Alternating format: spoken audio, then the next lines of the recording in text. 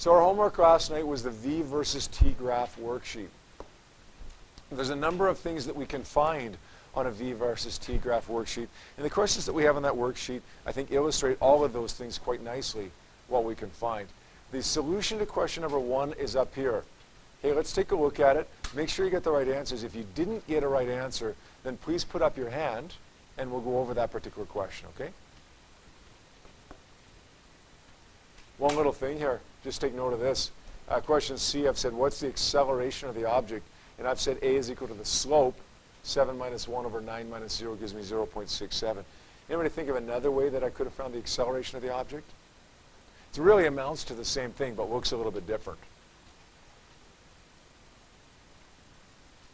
Slope, or how about A is equal to delta V over delta T, right?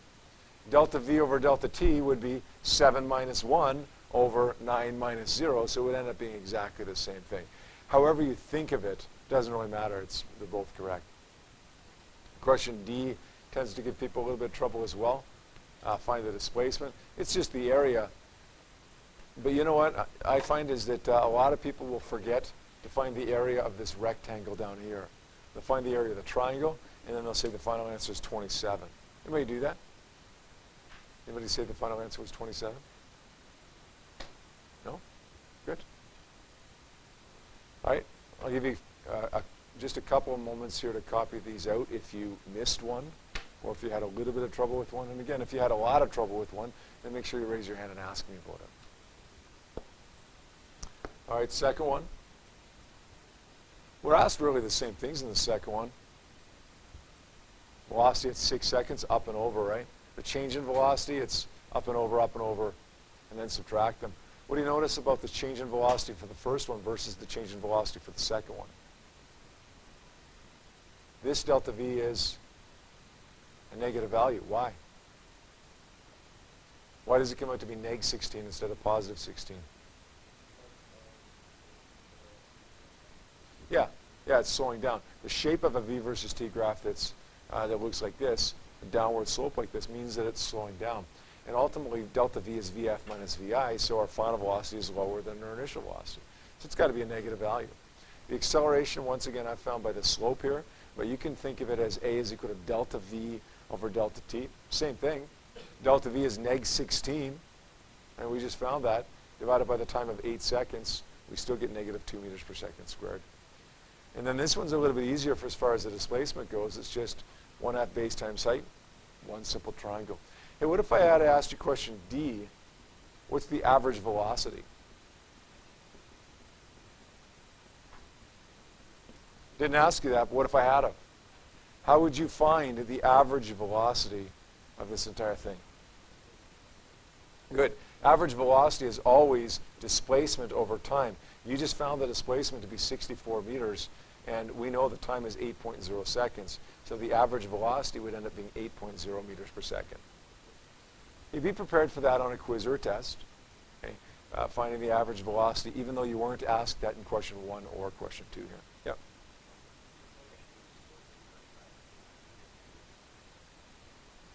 I would get, if the acceleration is equal to the slope, no, you wouldn't.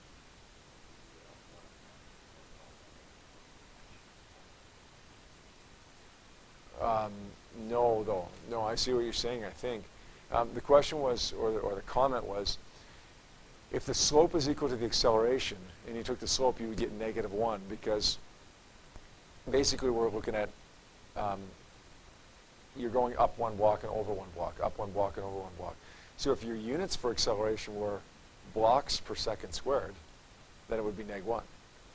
But those aren't our units. Our units are meters per second squared. And we can see that each block represents, each vertical block doesn't represent 1. Each vertical block represents 2. So it's 2, 4, 6. So really we're going over 1, right? Over 1 and down, not 1, but down 2. Does that make sense? So it ends up being -2. It's a good question, though. It's not blocks per second squared, it's meters per second squared. And each block represents 2 meters per second. Third one. This one's a little bit tougher because we've got two shapes here. Velocity at a certain time, easy enough, same as it was before, up and over. Acceleration between 0 and 8, we've done that a few times now. Slope, or we can say delta V over delta T, which is 5 over 8 still, gives me 0.63. The acceleration between 8 and 18. I said A is equal to the slope, and then I said it's equal to 0 meters per second squared. But you can just write down 0 for this. How can you do that? How can you look at this and right away say, oh, there is no acceleration? Yeah. Right. The velocity is constant. It's not going up and down. If it's staying the same value, then the acceleration has got to be 0 meters per second squared, even without a calculation or anything. The displacement of the object, well, this time we've got two shapes. We've got a triangle and we've got a rectangle. And remember, to find the displacement on a position time graph, it's just up and over and subtract them. But on a velocity time graph, it's find the area. So we've got to find the area of both of those, add them up, gives me a total of 70 meters. Once again, how would I find the average velocity over the entire trip?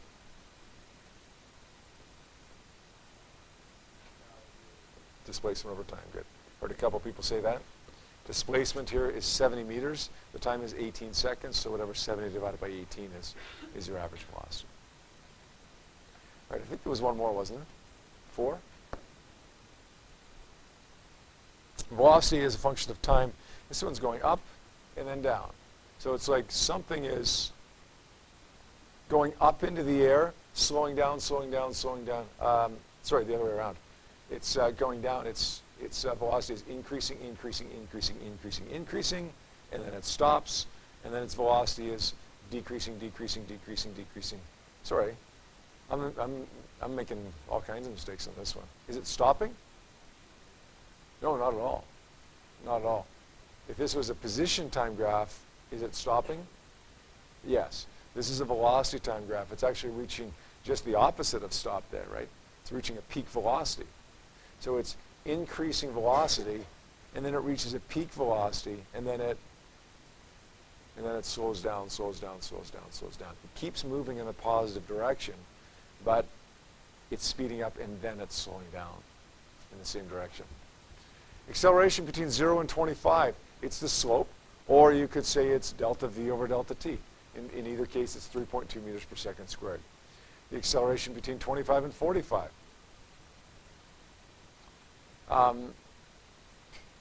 This one is a different value than the first one because we've got different numbers, a different time involved. Tell me why it's a negative versus the first one that's a positive? Yeah.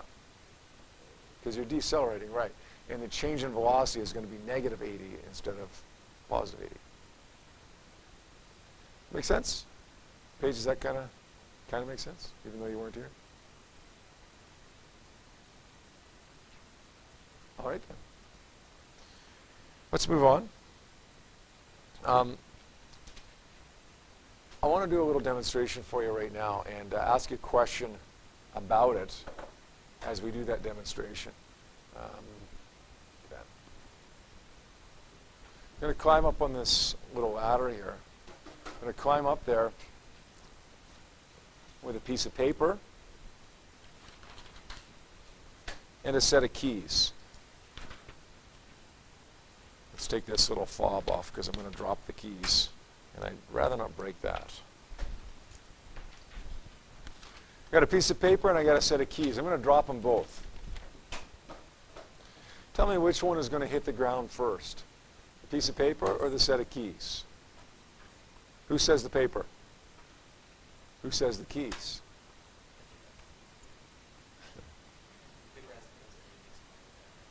Why the keys?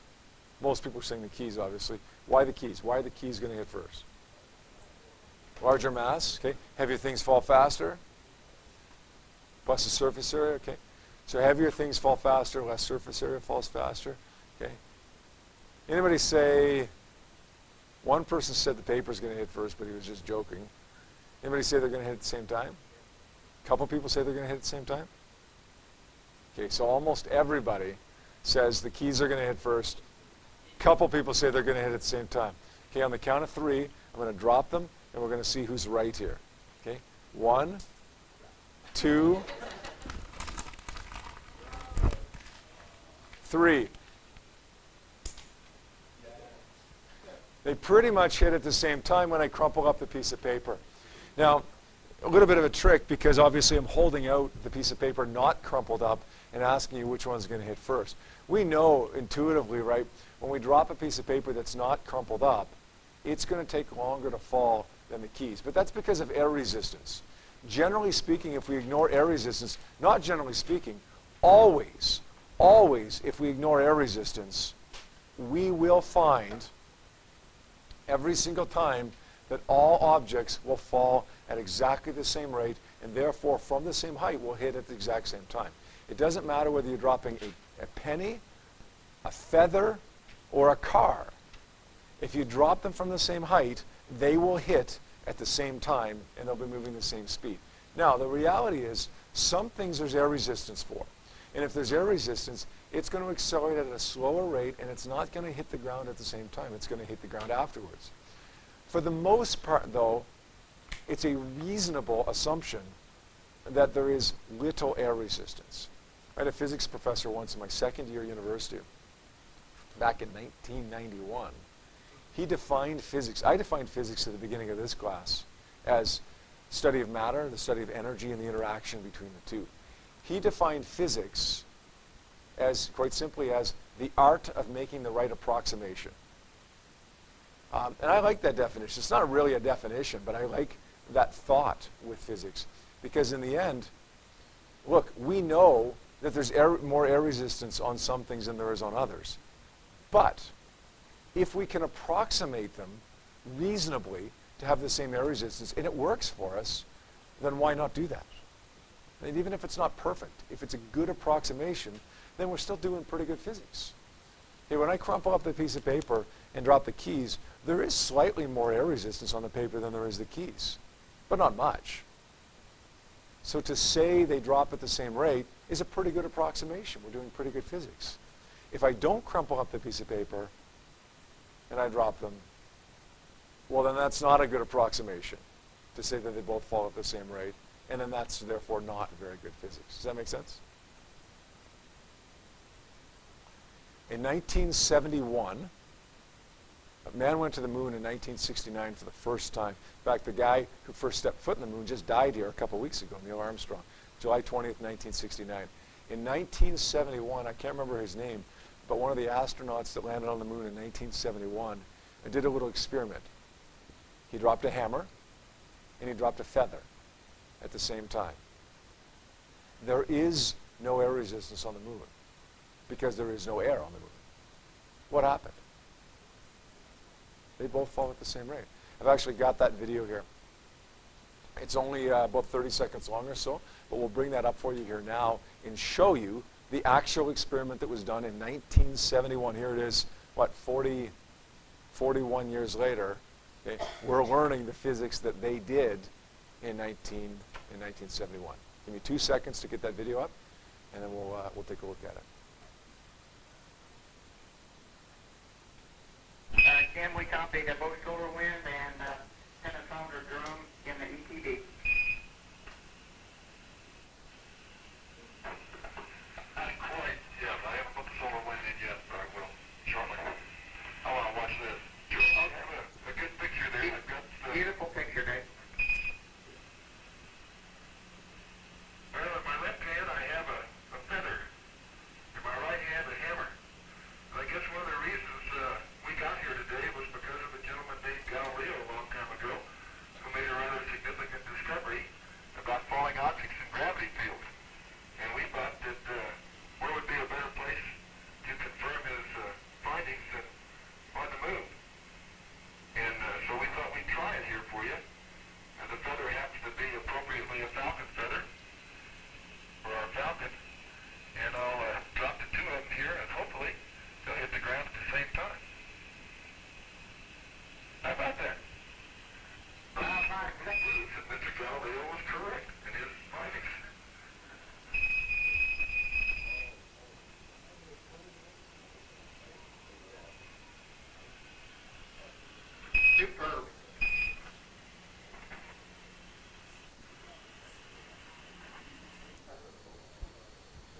So it's pretty difficult for us to do that experiment on Earth.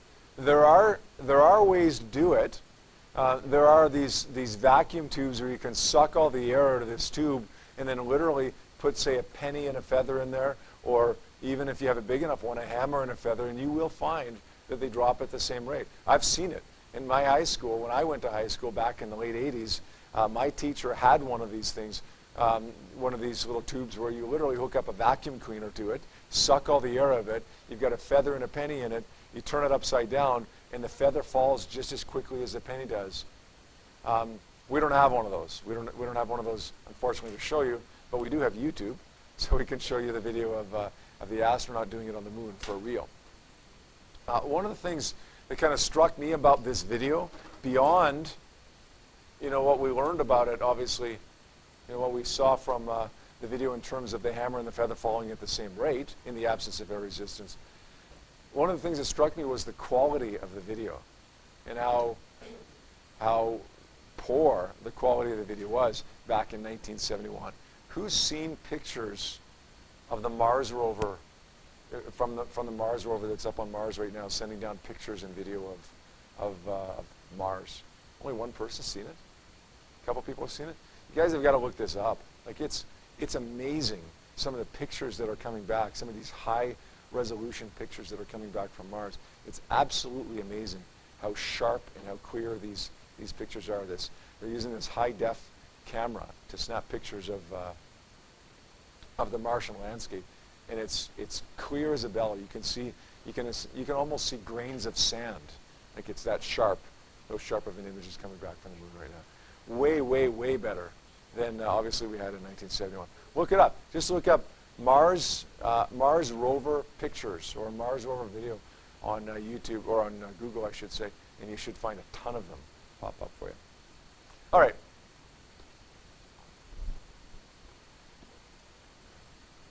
Why does the hammer fall? Why does the feather fall to the ground, to the surface of the moon? Why did the piece of paper fall to the surface of the Earth and the keys fall to the surface of the Earth?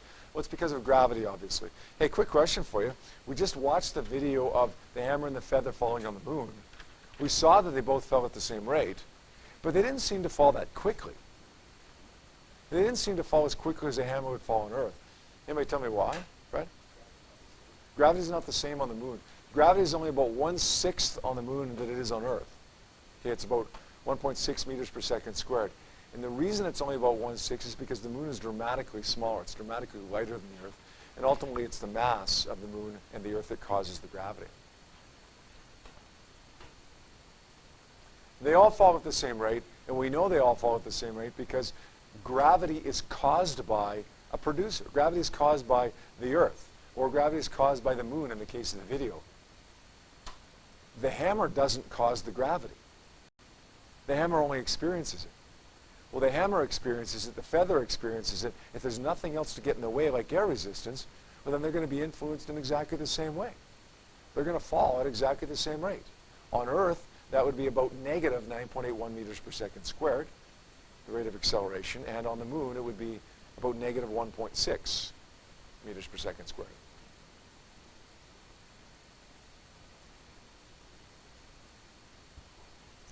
Similarly, although I didn't show you this, we can say that all objects that are rising up into the air will experience the exact same acceleration, negative 9.81 meters per second squared. Anybody explain to me how the acceleration can be the same when the object is going up as when the object is coming down?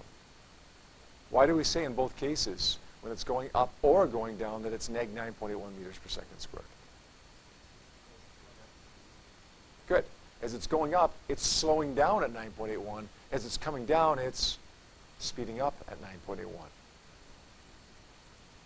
Generally, we say that objects that are moving, that are speeding up in the positive direction would be a positive acceleration. So, objects that are speeding up in the negative direction would be a negative acceleration. You drop an object, its acceleration is neg 9.81. Why negative? Because it's speeding up in the downward direction. When you throw an object up into the air, it's slowing down at 9.81. Why a negative 9.81? Because it's slowing down in the positive direction. Speeding up in the negative or slowing down in the positive direction both give us a negative acceleration. So ultimately, gravity, we say, is neg 9.81, whether the object is falling or whether the object is rising up into the air. All right. We're going to do a problem right now. What I want you to recognize with the problems we're about to do for the next little while is that they're essentially the same as the ones we've been doing for the past week. The only difference is now we know the acceleration always is neg 9.81 meters per second squared. So we've always got that given. We've always got the acceleration. It's not going to say it. You're going to have to read between the lines and recognize that if the object is rising or falling, the acceleration is neg 9.81 meters per second squared. I like this question. 2 summers ago, not this past summer, but the summer before, I was in a place called Maple Lake in BC. It's near Vernon. Does anybody know where that is? Know where Maple Lake is? You ever been there? No? Okay, on the way to Vernon or something. Nice lake, huge lake.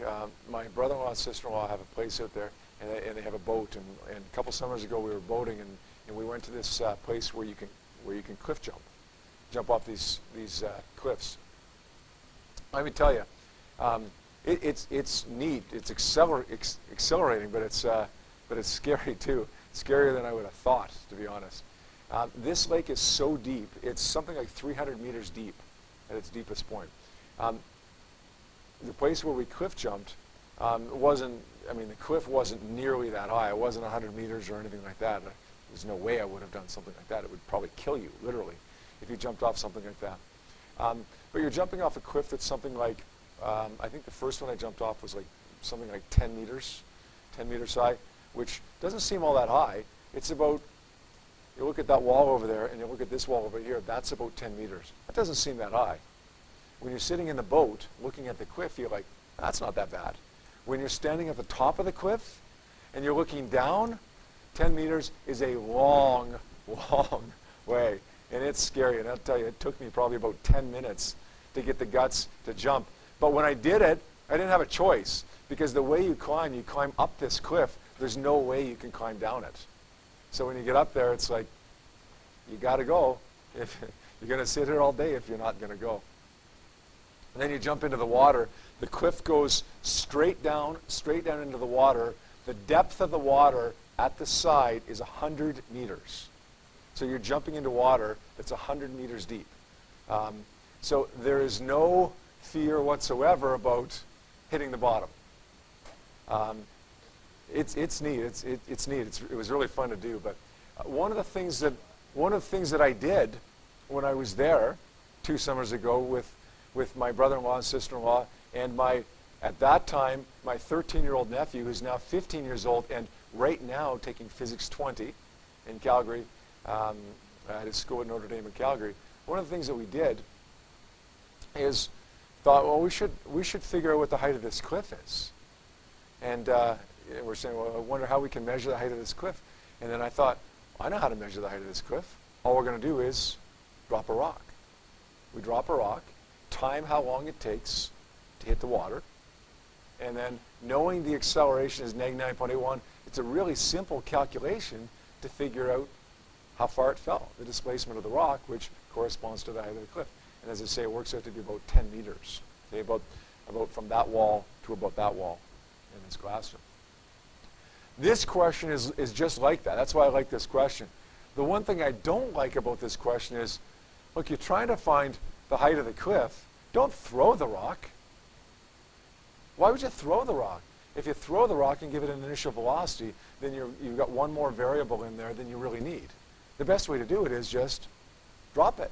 If you drop it, then VI is equal to 0, and it becomes an easier calculation. Plus, you don't have to worry about, okay, what speed did I throw it at? You just know it's 0 meters per second, right? All right, let's take a look at the givens in this question. This cliff diver throws a smooth round rock straight down with an initial speed of 4.00 meters per second. The initial speed here, VI, is 4.00 meters per second. But since he's throwing it downward, and we know that he's throwing it downward, we can also say that the initial velocity is negative 4 meters per second. And I'm going to do that. Since I know which direction it is, I'm going to include the direction. It's a negative velocity, 4 meters per second squared, or 4 meters per second. The time taken is 2.50 seconds. We want to know how high the cliff is. What are we really solving for here? How high the cliff is? What variable is that? Yeah, we're finding displacement. Is there anything else we have here if we read between the lines? What's the acceleration? Negative 9.81 meters per second squared. Good.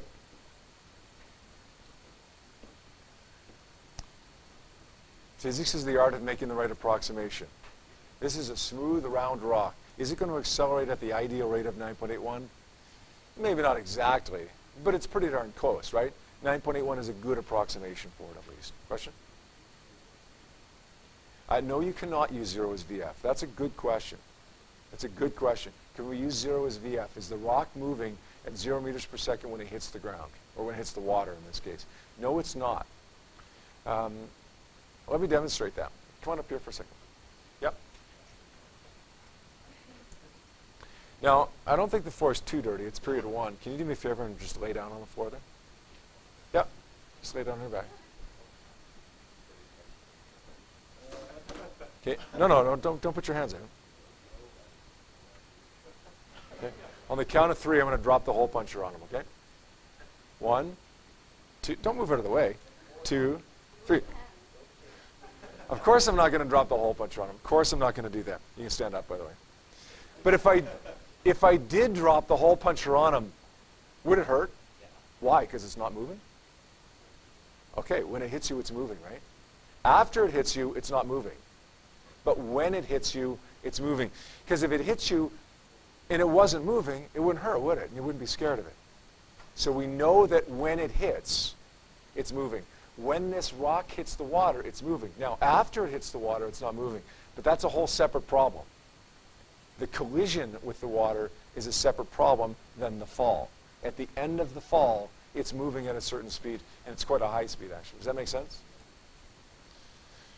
Things don't hurt if they're not moving, right? All right, so we can't say, more of that is we can't say that VF is equal to 0 meters per second there. What equation do you want to try here to solve for D? It's a group B problem, right? We've got acceleration. It's just a very specific one where the acceleration is always negative 9.81. Which one do you want to try?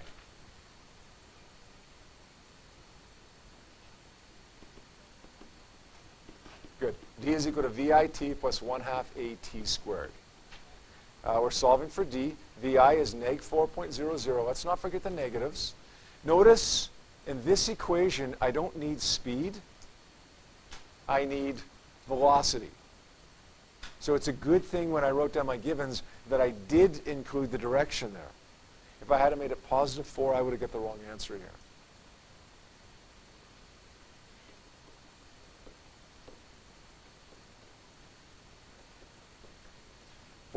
Negative 4 times 2.5 is neg 10.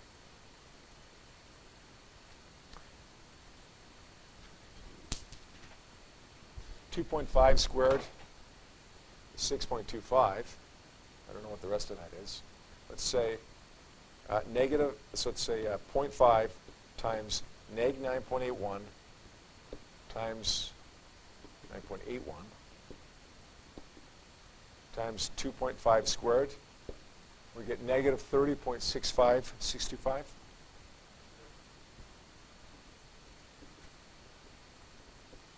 We add those up, and we end up getting negative 40.65625 meters. Now, how many digits should that really be rounded to? 3 digits. Because I look at my data, 3 digits, 3 digits. Gravity has 3 digits. Final answer should be 3 digits. Negative 40.7 meters. Now, if you wrote that as your final answer, I'd mark it right. But is it technically correct? No, it's not. What have I just solved for? I've solved for the displacement of the rock. What am I looking for? No, looking for the height of the cliff, right? Is the displacement of the rock the same as the height of the cliff? Same number, right?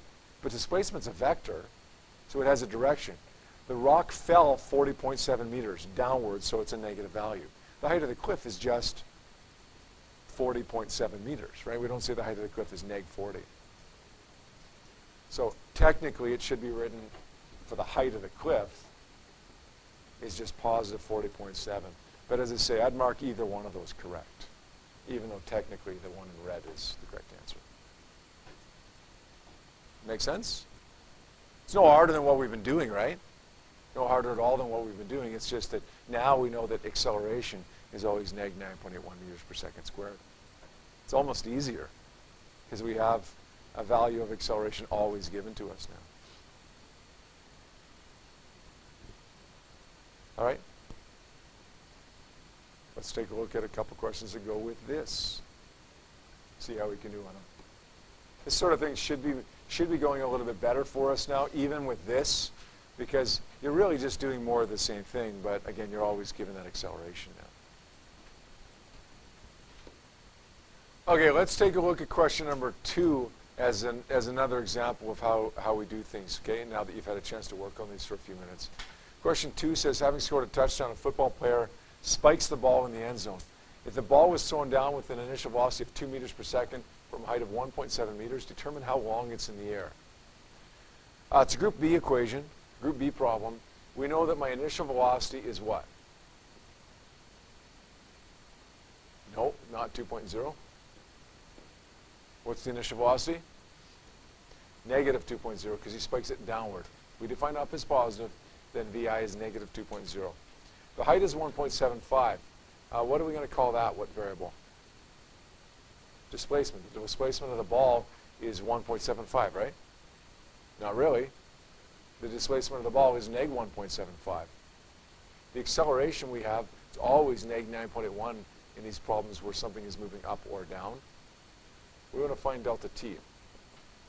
Now, you could use for this problem d is equal to VIT plus 1/2 AT squared, and it would be the only equation you'd have to use. The problem with that is that you've got t in two places, and if VI is not 0, then you've got to use something called the quadratic equation to solve this.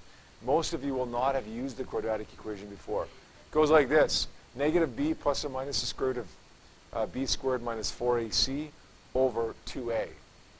Who recognizes that? One of you, 2 of you, 3 of you, 2 of you. All right, you never have to do that. There's always a way around that, okay? If you know that equation, then you can rearrange this to take the same form. 0 is equal to ax squared plus bx plus c. Hold on for 1 second. Alternatively, we could say vf squared is equal to vi squared plus 2ad. We can solve for vf. That's not what we're looking for, but once we have vf, we can turn around and say a is equal to delta v over delta t and solve for delta v. Solve for delta t. It's delta v over a. Does that make sense? Okay, finish these questions up for homework tonight, please. By the way, I'd love to give you a quiz on graphing tomorrow, but we've already had 2 this week, so we'll probably wait till Monday to give you the quiz on graphing, okay? Have a good night. We'll see you tomorrow.